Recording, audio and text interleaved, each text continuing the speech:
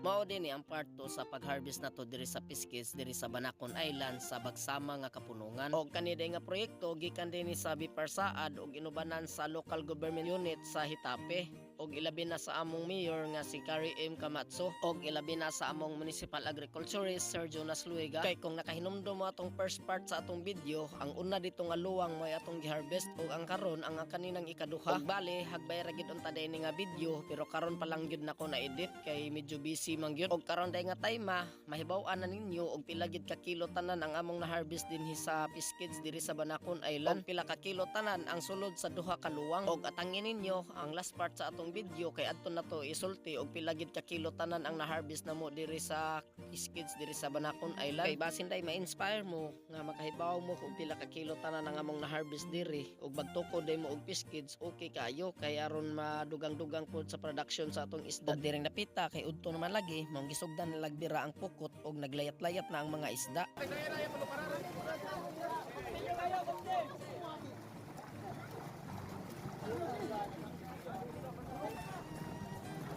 Og din repita gisugdan na din nila og sipaw ang isda kay aron isulod na didto sa sudlanan nga naay ice og tubig kay ang katumugong sudlanan maotoy patyanan niya kay aron mamatay ning bangus sa kabugnaw sa ice.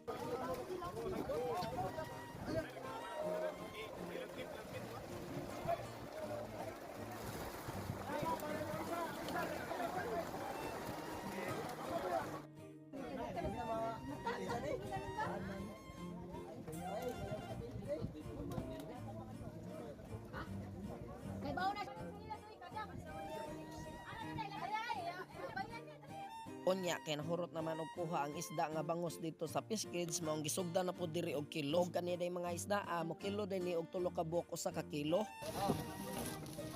Lunas. Kada lay sundan sa zona do. Ako ang problema.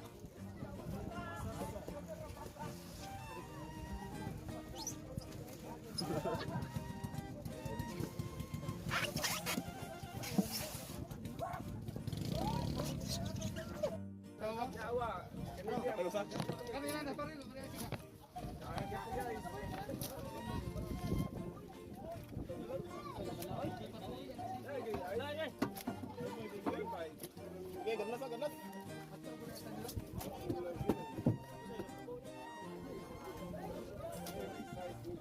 Unya kay nakaabot man ka diri nga part sa atong video maong diring time mahibaw-an nimo og pila ka kilo tananing among na-harvest. Og ang among na-harvest di ay sulod sa duha ka luwa nga Piskids kay 2,600 kilos. Og transition rin ta kay nahuman naman among harvest maong manguli nami og kauban din ako diri ang taga Biparsaad si Sir Joshua Kim Orion. Og diri sa lang kukutob daghang kayong salamat sa inyong paglantaw. Amping kanunay.